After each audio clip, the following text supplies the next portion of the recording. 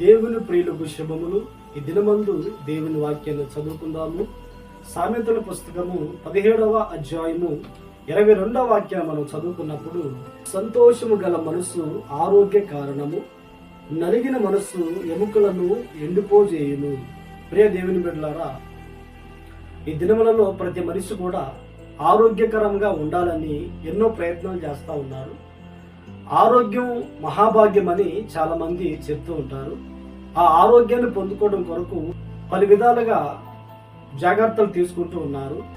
ఒక వ్యక్తి పరిపూర్ణమైన ఆరోగ్యం పొందుకోవాలి అంటే, ఒక వ్యక్తి ఆరోగ్యకరంగా ఉండాలి అంటే దేవుని వాక్యం సెలవిస్తూ ఉంది, సంతోషము గల మనస్సు.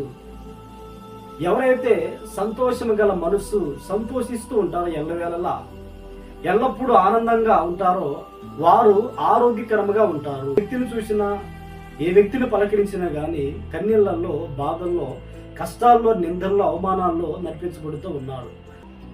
చేస్తున్న జీవనోపాధిలో ఆశీర్వాదం లేక బాధపడేవారు మనకు కనబడుతూ ఉంటారు. ఇలాగున మనిషి సమస్యను బట్టి సంతోషాన్ని దూరమైపోయి, సంతోషాన్ని కోల్పోయి, ఆరోగ్యాన్ని పోగొట్టుకుంటూ ఉన్నారు. మరి ఎవరు సంతోషంగా ఉండగలుగుతారు? భారం మోసుకొని పోతున్న సమస్త జనులారా, మీరు నా యొద్దకు రండి, నేను మీకు విశ్రాంతి కలిగిస్తాను అని ప్రభు చెప్పారు కదా. ఈ మాటలు వింటున్న నీవు ఏ కారణాన్ని బట్టి కృంగిపోయి బాధపడుతూ సంతోషాన్ని దూరం చేసుకుని ఉన్నావో, నీ భారమంతా, నీ బాధంతా దేవుని మీద వేయగలిగితే, ఆయనకి అప్పగించగలిగితే, ఆయన నీ భారాన్ని తొలగించి నువ్వు సంతోషంగా సమాధానంగా జీవించినట్లుగా ప్రభు చేస్తాడు. ఆమేన్, ఆమేన్.